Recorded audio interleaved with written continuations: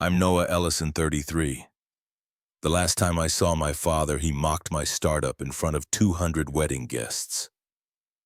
2 minutes later, a news crew showed up with cameras, lights, and $1 million story mine. By the time dessert was served, the investor my brother defrauded was on live mic calling me the future of agriculture. He turned white. My mom cried, and suddenly everyone who laughed at me was lining up to shake my hand. The first time I saw the hills of Eugene, they reminded me of how far I'd run from expectations, from shame, from a last name that weighed more than my own skin. I built something out here, something green, something mine. Greenfront AgTech wasn't just a startup. It was a rebellion, quiet and rooted against everything my father believed made a man successful. Each morning I walked through rows of vertical green towers, hydroponic roots humming under LED lights. It smelled like growth, like independence. The team called me founder, but most days I just pulled weeds and solved sensor glitches with dirt under my nails. I loved that part, that silence, that ownership. Still, every week an email came through the PR inbox asking if Charles Ellison, renowned former marketing executive and committee chair of the Bend Chamber of Commerce, was my father. I never replied. My dad once said, "Men who dig in dirt stay there." He said it at Christmas dinner in front of 12 people. I laughed then. I didn't now. Last month I finally called him. I don't know why. Maybe I wanted to offer an olive branch. Maybe I just wanted him to know that I was doing fine without the family name. He answered like he didn't expect me to. "Well, if it isn't the prodigal farmer," he said. "What can I do for the man reinventing tomatoes with microchips?" It wasn't even the words, it was the tone, like I was still a joke. I told him Greenfront just signed a pilot program with Oregon's Department of Agriculture, that we'd secured a 7-figure green innovation grant, that we had real traction. "That's nice," he said, like hearing I adopted a stray dog. I felt it then, that old anger pulsing beneath the skin, the kind that simmers, not boils. I swallowed it and asked if he'd be at Mason's wedding. "Of course," he said. "It's not every day your successful son marries a district attorney." That night I stared at the ceiling above my studio in Eugene. The grow lights buzzed in the next room. I didn't sleep. Not because of what he said, but because part of me still wanted him to say something else. When I walked the field the next morning, dew clung to the kale leaves like glass beads. I stopped in the greenhouse and stared at the first prototype I'd ever built. It was crooked, patched together with PVC and secondhand fans. But it worked. That was more than I could say about most of the relationships I left behind. The truth was, I hadn't spoken to my brother in nearly 4 years. Mason and I were never close, not since we were kids, and he realized he could out-talk me, outshine me, and make our parents laugh with less effort. Where I was cautious, he was charismatic.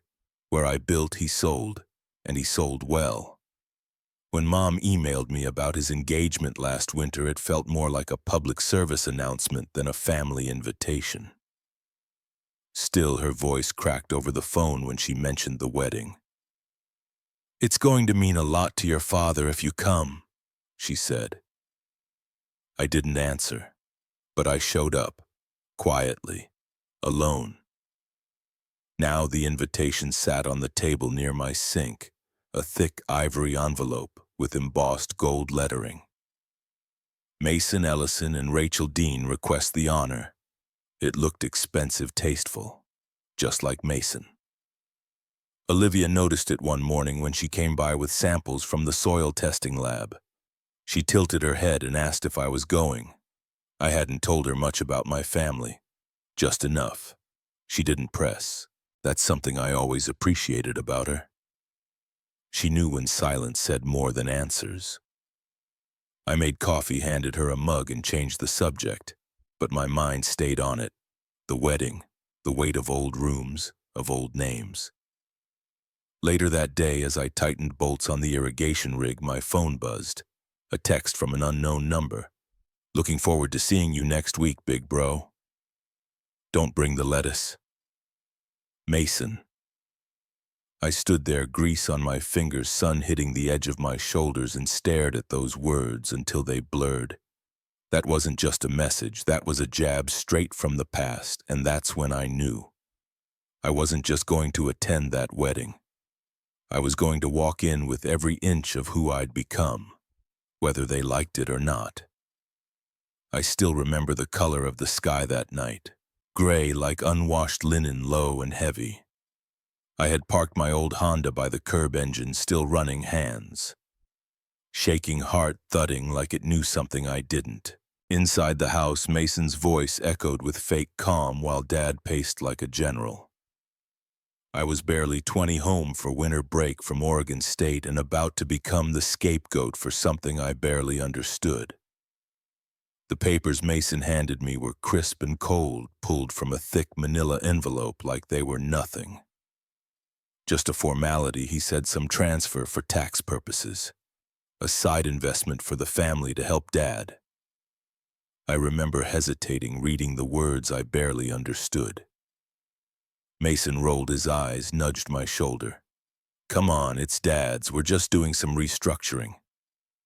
This makes it cleaner on paper, I signed.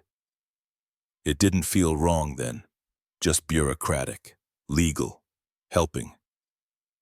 2 months later, I got a call from a state investigator, then 2 more. They asked about Ellison Trust Holdings, about nonprofits, about $250,000 moved in irregular patterns. I thought it was a mistake. Then I saw my name on registration records. Then I saw my digital signature on documents I never reviewed. Then I panicked. Dad didn't yell when I confronted him. He looked tired, disappointed. This isn't about you, Noah. You signed yes. But that's all. It's clean. No one's going to come after you. We just needed someone off the radar.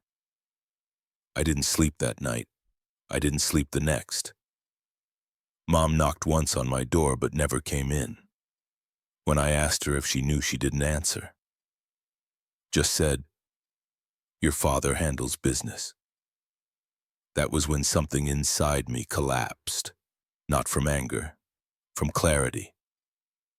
I packed 2 bags, left a note, took the Honda and drove until the highway blurred and the silence became louder than any apology I never received.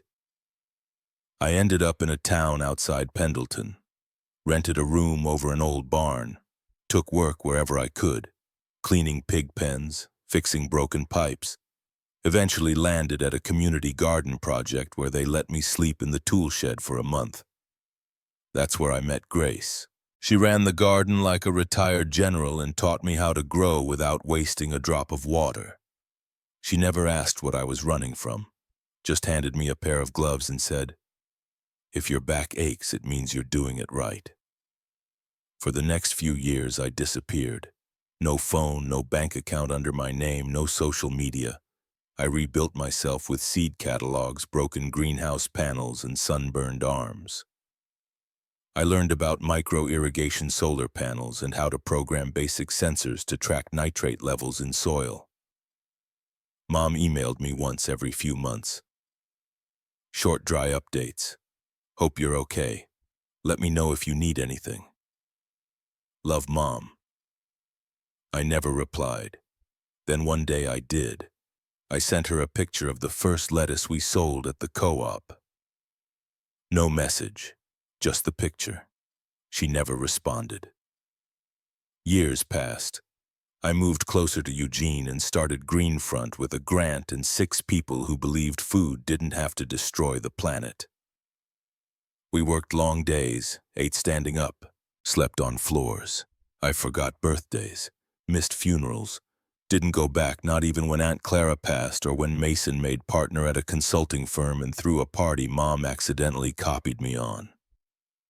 But I watched from a distance, through press releases, LinkedIn updates, awards, Charles Ellison being honored at the Bend Civic Center, Mason posing with state senators, and me, the one who signed the wrong paper and walked away. That's who I was.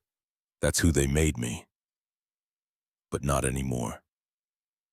She walked into my life again on a Tuesday holding a notebook, a press badge, and a coffee that had gone cold on the drive from Portland. I didn't recognize her at first. Not completely. The haircut was new, the coat more structured, but her eyes, sharp and steady, stopped me in my tracks. I was in the middle of a demo at the Greenfront greenhouse, explaining how our sensor network minimized water waste when she appeared at the back of the group. Our eyes locked for a moment too long enough for the intern beside me to pause mid-sentence. "Olivia Hale," she said, "environmental correspondent, Evergreen Journal." My throat dried instantly. We shook hands like strangers. Professional. Cold. But I felt that old weight, the years between us, collapsing into a single breath. After the group dispersed, she lingered. I offered her a tour. She said yes. We walked past kale rows and UV panels, the silence louder than any question she could have asked. Finally, at the bench where we stored seedlings, she turned. "So this is what you left for?" I nodded. She studied my face like she was looking for something to blame. "I didn't expect to find you here," she said. "Neither did I." I replied. It had been 4 years since she walked out of our apartment in Portland. Back then, I had just left my family's shadow, but I hadn't yet found myself. She loved me, but she didn't believe in where I was going. Not when everyone we knew called me the dropout, the runaway, the guy with dirt under his nails and no retirement plan. We sat on the greenhouse steps until the sun dipped behind the tree line. She asked about the project. I told her everything, not to impress her, just to say it aloud to someone who once mattered. She stayed that night and the night after. The weeks stretched into months. The silence between us turned into conversations, meals, habits. One morning, she brought me a mug of coffee and said she had canceled her lease in Portland. We didn't label it. We just continued. Then last Thursday, she opened the mail. I was fixing the outdoor compost filter. She stepped outside with a white envelope in her hand. "You got this," she said, holding it up. I dried my hands, took it, but she was still holding another envelope. She hesitated, then added, "So did I. The same envelope, the same ivory paper. Mason Ellison and Rachel Dean request the honor." We looked at each other. "My name's on your invitation," she said quietly. "Yours is on mine." I sat down on the porch step. She sat beside me. The hummingbirds flitted by the lavender bushes, uncaring. "You're going... Are you?" Neither of us answered. She rested her head on my shoulder. I didn't know what this wedding was going to be, but I knew I wouldn't be walking into it alone. I hadn't been back to Bend in over 8 years. The drive felt like passing through a photo album I had never wanted to open again. Olivia kept her hand over mine as the car hummed along the highway. She didn't ask questions, and I was grateful for that. Sometimes silence is the only comfort you need. The Ellison house stood like a monument to denial. Perfectly trimmed hedges, symmetrical lights flanking the garage, not a blade of grass out of place. I parked at the end of the drive, taking a moment to let the engine tick down. Olivia squeezed my hand. "You ready?" I wasn't. But I nodded. Inside, the air was thick with the scent of roasted duck and lavender candle wax. Diane was first to greet us, her smile tight, her eyes flicking between me and Olivia like she was trying to make sense of us as a couple. She gave me a light hug, nothing maternal about it. Mason came around the corner with a glass of something expensive in his hand. He wore a slate gray suit, his hair perfectly styled, his teeth gleaming with that familiar PR smile. "Noah, didn't think you'd actually make it. I told you I would," I said. "And you brought a date. Olivia Hale, right? Evergreen Journal." He held out a hand. Olivia shook it, polite but firm. Mason turned to the others. "Everyone, this is my big brother, the farmer, sorry, ag tech entrepreneur." I ignored the chuckles. Charles stood in the dining room doorway watching subtly. He didn't move toward me, just raised his wine glass slightly and turned back inside. Dinner was a performance. The long mahogany table was set for 12. Crystal glasses, gold-plated flatware, place cards with calligraphy.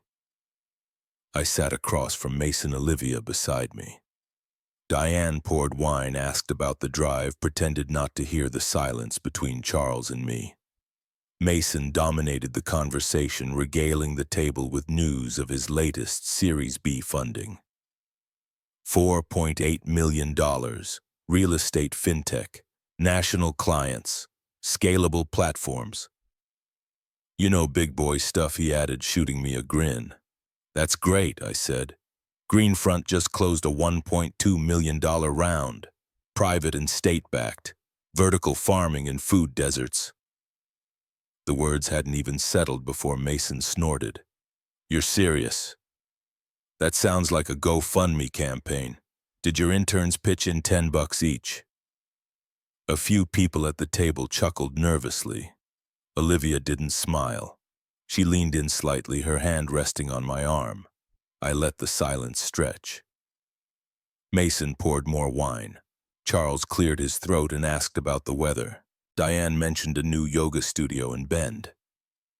I watched them, this family of mine, orchestrating a dinner where truth was the only unwelcome guest. And I realized something. This wasn't about approval anymore. It wasn't about proving I'd made something of myself. It was about seeing them as they were, not as I used to need them to be. By the time we got back to Eugene, I needed air that didn't smell like money and old regrets. Olivia went straight to the office to file her notes. I didn't follow. Instead, I drove out past the edge of town where the road turned to gravel and the fences leaned with age. Grace's farm still looked the same. 2 goats in the front yard, an old Ford truck that hadn't moved in a decade, and Grace sitting on the porch with a mug of something steaming. She didn't say anything when I pulled up, just lifted her chin in a nod and patted the seat next to her. You look like hell, she said. Thanks, I replied. I try to stay consistent. We sat in silence. The sun slipped lower behind the barn. Finally, she spoke. So, family dinner. I exhaled long and slow. They're exactly who I remember, which somehow still surprised me. She sipped her drink. They make you feel like the unpaid intern at your own damn life, I nodded. Then added, Mason mocked our funding round like I asked for grocery money on Kickstarter. And Charles, he didn't even bother to pretend I existed. Grace didn't laugh. Her voice softened. And your mom? Present. Physically. Not much else. She nodded again like she'd been expecting that. I looked out toward the orchard. Do you remember when I showed up here all bones and paranoia? You had 3 shirts and a chip on your shoulder bigger than that greenhouse frame we built. I smiled for the first time that day. I used to think walking away was strength. Now I think staying silent might have just been fear. She turned toward me. You want to talk about what really happened back then? I hesitated. Then I told her. Not just the version I'd rehearsed for therapists or journalists. The truth. In 2010, Charles had called me back from college over winter break. Said he needed help sorting out some paperwork for a non-profit trust. Mason was there, all smiles and smooth talk, just like always. They handed me a stack of forms, said it was just legal cleanup. I signed. I didn't understand most of it, didn't ask enough questions. 2 months later, I was getting calls from regulators. Turns out the trust had funneled money through shell accounts that funded Mason's real estate flips. When things got messy, my name was on every document. I confronted Charles. He didn't deny it, just said it was cleaner that way. I had no assets. I was the safest option. And Diane, Grace asked. She cried, then said she trusted him, that he knew what he was doing. Grace's jaw tightened. And you just let it go. I ran. I disappeared. I didn't have the fight in me then. She looked out at the field, then back at me. You do now. I didn't answer. I didn't know. We sat quietly for a while. The goats wandered closer. One of them nudged my knee. Grace put her mug down. You've built something real, Noah. And not just crops, people, systems, trust. That's yours, not theirs. I know. So why are you still letting their shame live in your lungs? I had no response. Only the rising wind and the memory of Charles's smirk. Before I left, she handed me a small box. Inside was the rusted bolt we had dug out of the collapsed greenhouse frame years ago. You said it was useless, she smiled, but it held the whole thing together once. I held it in my hand, the whole drive back. By the time I got back to the farm, the bolt was still in my palm, warm from my skin. Olivia was in the greenhouse cataloging new sprout batches. She didn't look up when I walked in. I slipped the bolt into my jacket pocket and cleared my throat. She turned, eyes narrowing slightly. Long drive, I nodded. Just needed to breathe a bit. She stepped toward me, brushed dirt from my sleeve, then handed me her phone.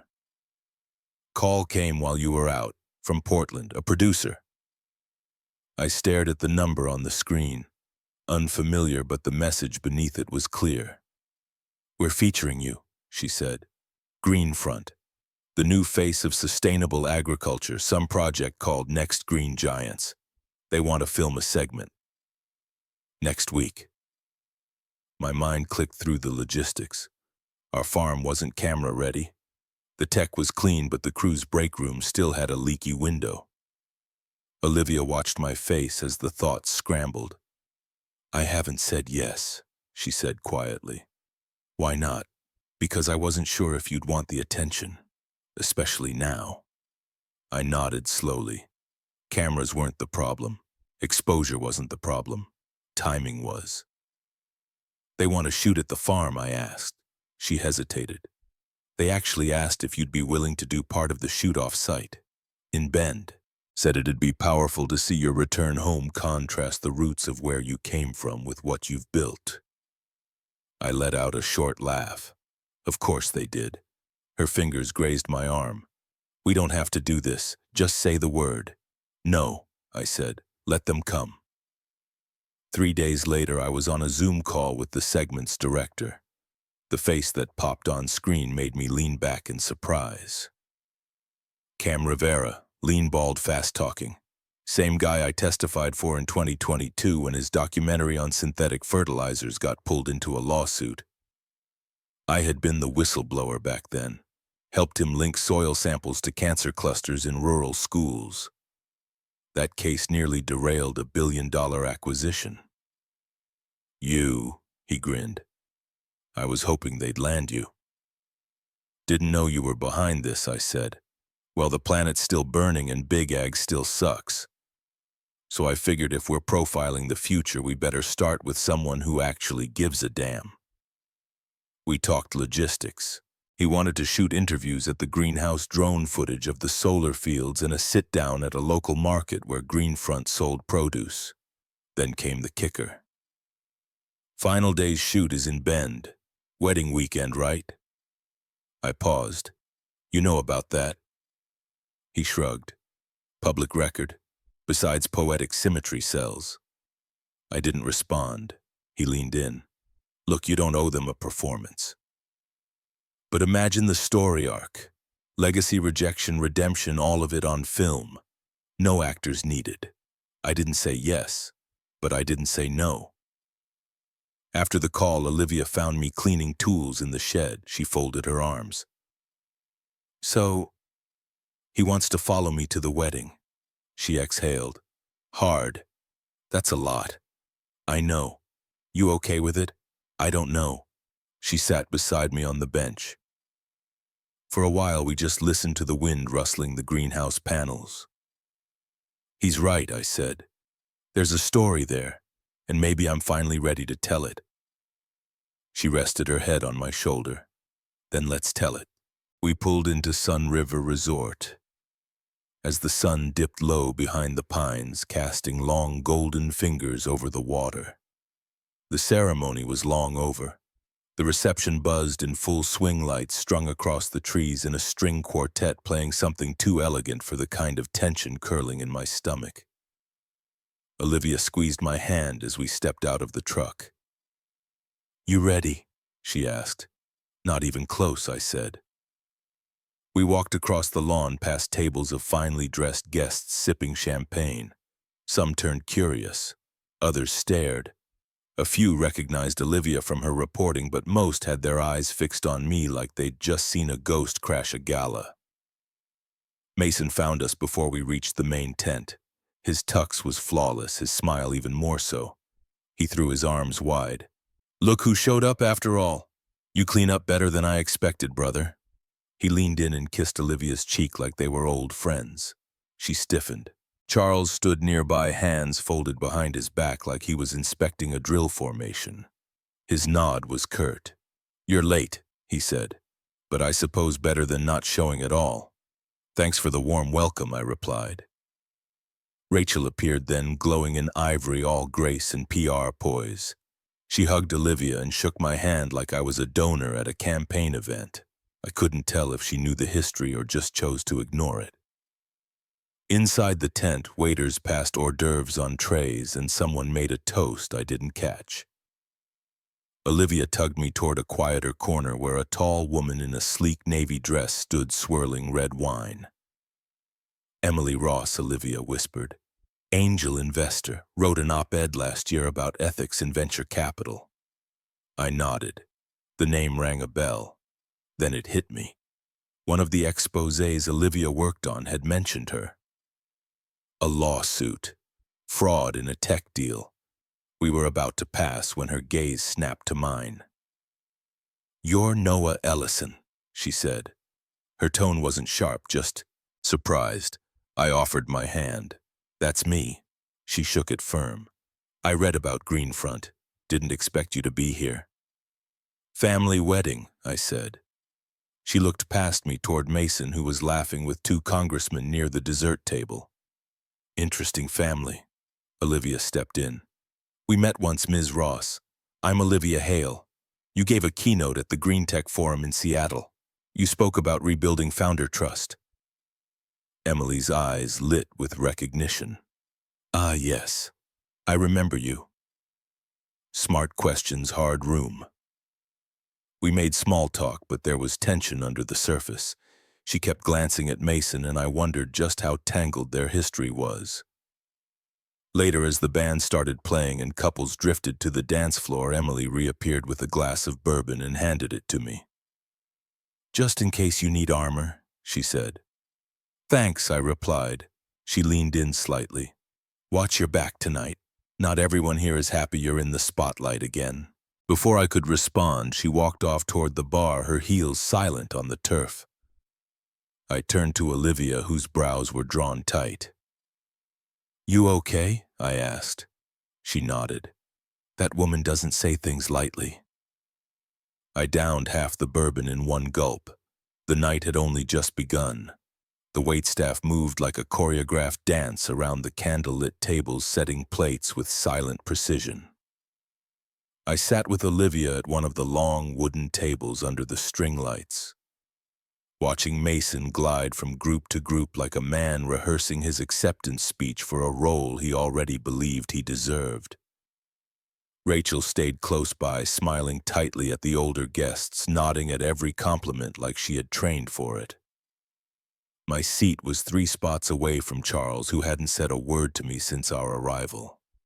He looked like he had been carved from stone, rigid and polished, sipping his scotch with the same disdain he once reserved for my career choices. I caught Diane's glance once or twice across the table, but she looked away each time, her fingers twitching at her cloth napkin. A man in a black suit with a clipboard approached the head table and whispered something to Rachel. She nodded, then stood and clinked her glass with a spoon. The murmurs quieted. "Thank you all for being here," she said, her voice sweet but firm. "It means the world to Mason and me that so many of you traveled all this way. We are so lucky to be surrounded by friends, colleagues, and family who have supported us throughout our journey." She gestured to Charles. And now Mason's father, Charles Ellison, would like to say a few words. Charles stood, slowly adjusted his cufflinks, and gave a thin smile.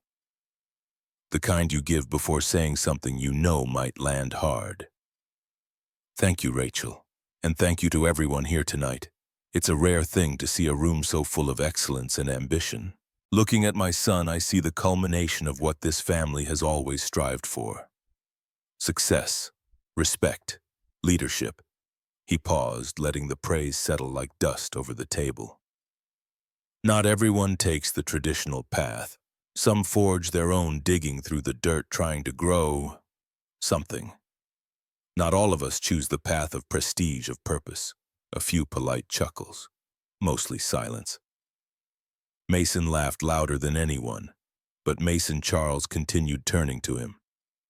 Mason has always aimed high, and today he's marrying a woman who shares his vision, a real power couple. We couldn't be prouder. My chest tightened. Olivia's hand found mine under the table, her grip firm. Charles lifted his glass. To Mason and Rachel, may your legacy be as strong as your ambition. Glasses clinked. Applause followed, light and awkward. I felt like I was standing in a spotlight that hadn't been turned on yet. Mason leaned over just loud enough for me to hear. At least I didn't turn farmland into a startup pitch deck. He chuckled and took another bite of his steak. I didn't say anything. I didn't trust myself to. Rachel moved on to thank more guests. Speeches continued from friends, a law school roommate, a former boss. All polished, flattering, forgettable. My fork scraped across my plate. Olivia whispered, "You don't have to prove anything tonight." I know, I said, but that wasn't entirely true. When dessert came, mini lemon tarts and chocolate mousse. Emily Ross approached the table. She wore a navy silk dress and a diamond necklace that caught every flicker of candlelight. She looked directly at me. "Noah Ellison," she asked. "That's me." I thought so. I wasn't sure at first, but then I remembered Olivia's piece on Greenfront. Impressive work. "I'm Emily." She held out her hand. We shook. "I've been following your work since the Benton County Water Reclamation Project," she continued. "Didn't know you had a connection to this family." "It's complicated," I said. "Isn't it always?" She smiled, but there was something calculating in her eyes. She looked over at Mason, who was watching us now, jaw tight. "Enjoying the evening?" she asked. "Trying to," I said. She gave me a polite nod and turned back toward her table. Olivia leaned in. "That's the investor I told you about, the one Mason screwed over in 2020. I remembered. A failed startup, falsified financials, and a sudden bankruptcy filing right after funding closed. Mason walked away clean. Emily had been quiet ever since, until now. I glanced across the lawn at Mason, who was now whispering sharply to Rachel. She glanced in my direction. The music swelled again. I drained my wine and stood. "Let's get some air," I said. Olivia followed without a word. As we stepped off the patio, the weight of every look, every whisper pressed against my back. The night wasn't over, but it had shifted.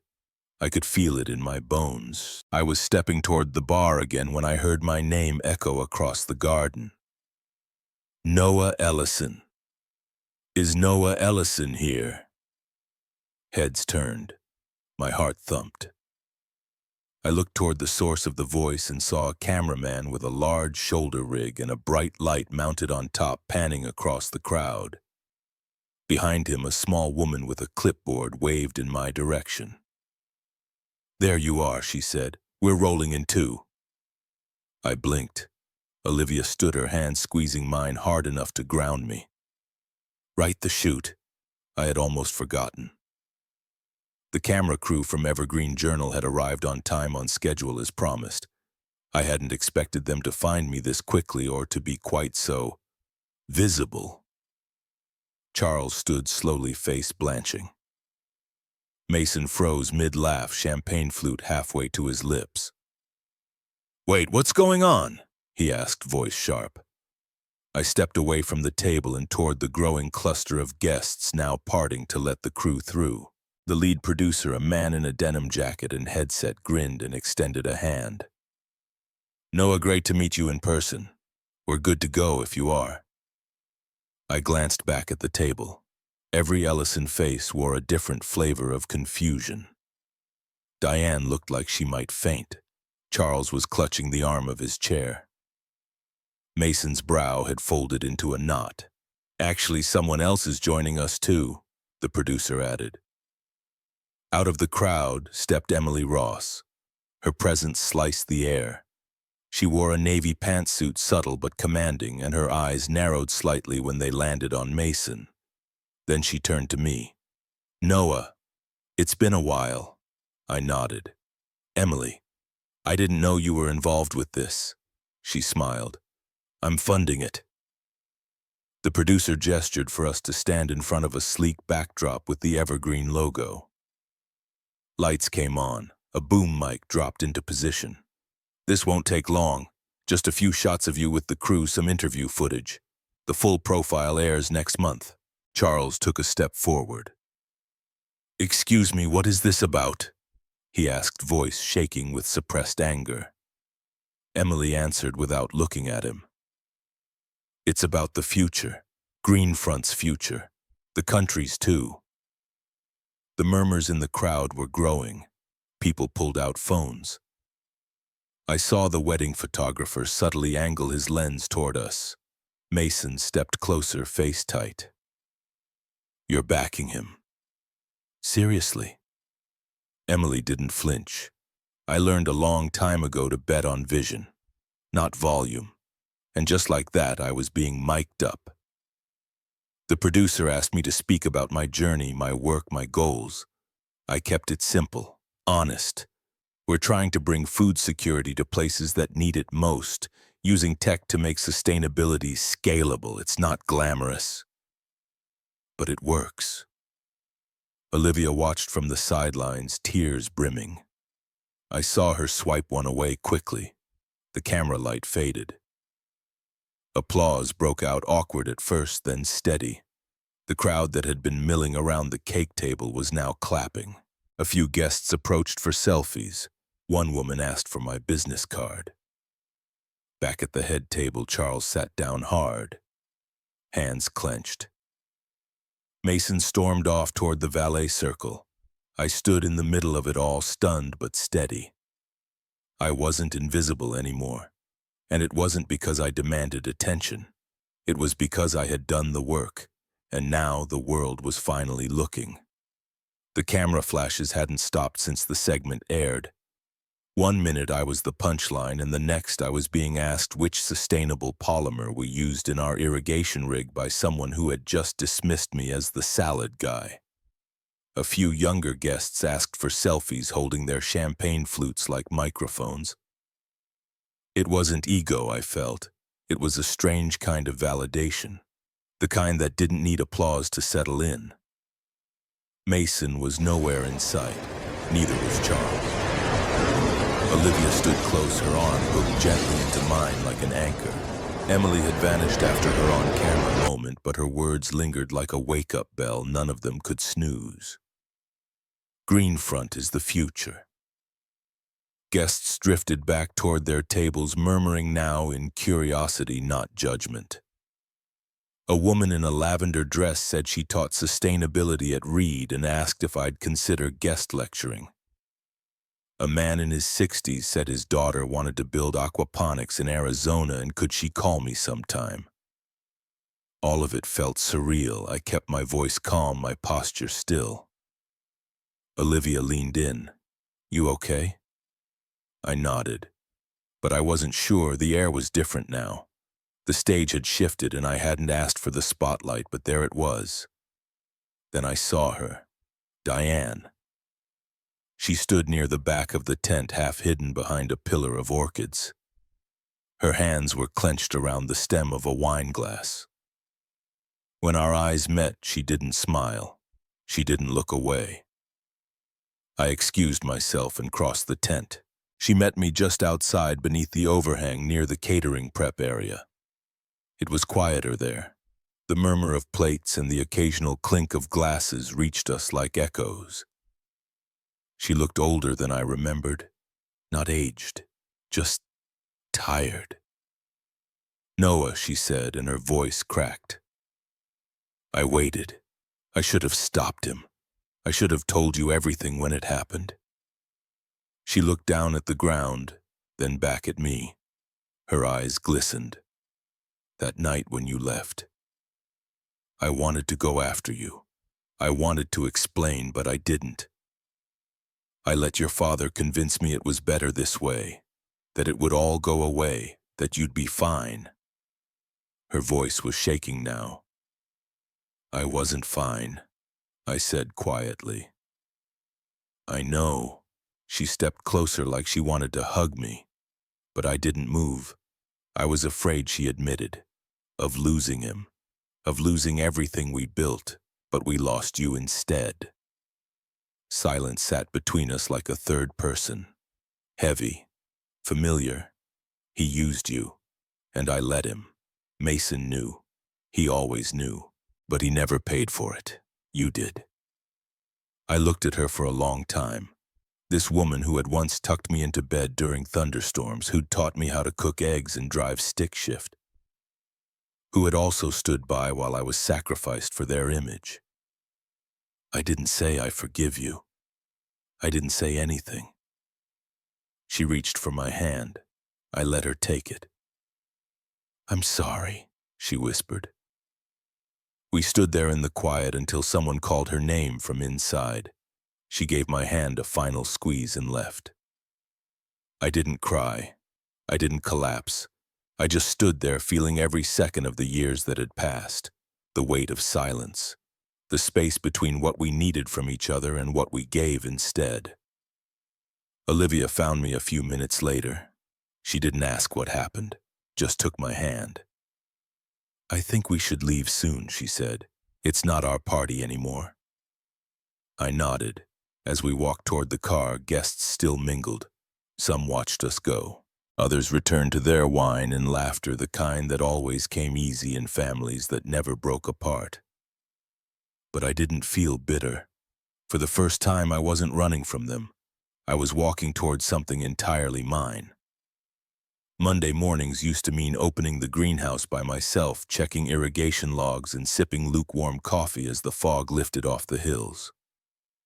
Now they meant back-to-back meetings, investor calls, and onboarding packets. Greenfront's new office sat on the edge of downtown Eugene, a renovated shipping warehouse, with floor-to-ceiling windows and 22 desks all filled. I arrived early before the hum of conversation and printers kicked in. The space still smelled like fresh paint and ambition. Olivia was already there, cradling her coffee and reviewing notes for her latest op-ed. We had grown into this together, this phase of our lives. She never said it, but I knew she was proud. By 10 a.m., the mood shifted. Our receptionist buzzed in with a packet marked International. I opened it slowly, unsure what to expect. Inside was a letter from a venture firm in Copenhagen. They'd read about the next Green Giants feature. They were interested in a Series A. 7 figures. Climate tech. I sat with that for a long time, then forwarded it to our CFO with a simple note. "Let's talk." Later that afternoon, Olivia forwarded me a news alert. Emily Ross had filed a whistleblower report with the SEC. She'd included internal emails from Mason's firm detailing misappropriations in the 2020 investment round that tanked a dozen startups. The same round that pushed her out of angel investing for 2 years. By Thursday, Mason was trending. Not for his wedding, for fraud. Mom emailed again. This time it wasn't a forward or a passive update. It was a scanned letter in her handwriting. She'd resigned from the garden club board, canceled her weekly bridge night, and started therapy. She said she was learning what silence costs, what she lost by keeping hers. I printed the letter and folded it into my notebook. Charles released a statement stepping down from the Bend Economic Advisory Council. He cited personal reasons. No apology, just an exit. At the end of the week, I stood in the greenhouse back in Eugene, surrounded by new engineers and ag specialists watching our next-gen aquaponic rig come to life. We were weeks from beta testing in Arizona, years from where I started. Grace called. She said she saw the news, said she was proud, said it wasn't just about proving them wrong, it was about building something real, something that would outlast even the ones who never believed in it. I told her she was right, and for the first time I believed it. It was a Sunday morning when I walked the fields again. Early, still cool, the dew clung to the edges of kale leaves and shimmered like a quiet reward. Olivia walked beside me. Her boots' damp camera bag slung across one shoulder. Though she hadn't taken a picture all morning, we moved in silence. But it wasn't heavy anymore. It was full, like everything had settled into place. We stopped near the solar panels where the new interns were assembling hydroponic racks. One of them waved. I nodded back. They didn't know the whole story. They didn't need to. All they needed was to know that what we were building here mattered. And it did. I thought about how far I'd come. From that Honda Civic pulled off the side of a road outside Pendleton, to this a 20-acre regenerative farm with smart irrigation, a media partnership, and a waiting list for consulting projects. And still it wasn't the success that settled deepest in my bones. It was the freedom, the peace.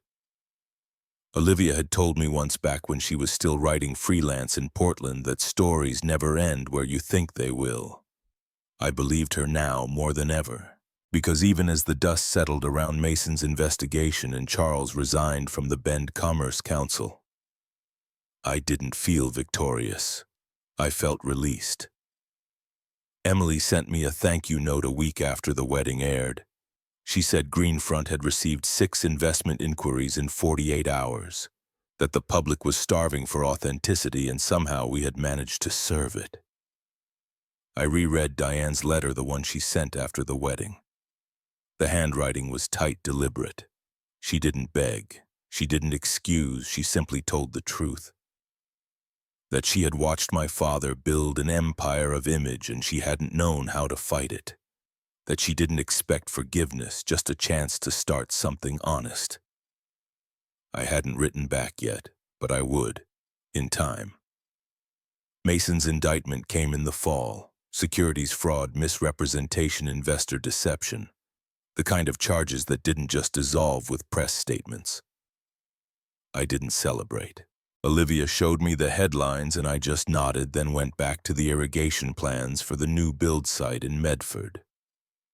When Olivia sold her profile piece about the next green giants, she used a picture of me holding a lettuce head in one hand and pointing to a nitrate monitor with the other. The caption read, "Future farmers aren't who you think." The piece went viral. One evening she asked if I regretted going to the wedding. I said no, not because it changed them, but because it reminded me of who I had become despite them. That night we stood outside the barn office. The stars above Eugene blinked through the fog. Olivia leaned into me, her voice low and steady. "You didn't need them to see you," she said, "but I'm glad they finally did." I didn't reply, just held her hand and looked out across the rows of lights strung above the towers. Everything buzzed gently, alive. I didn't go to prove anything. I didn't go to fight. But if justice was a banquet, then that day I had a seat at the head table. Have you ever been underestimated, pushed aside, told your dreams were foolish, and then quietly, patiently proved them all wrong? Tell me. I'm listening.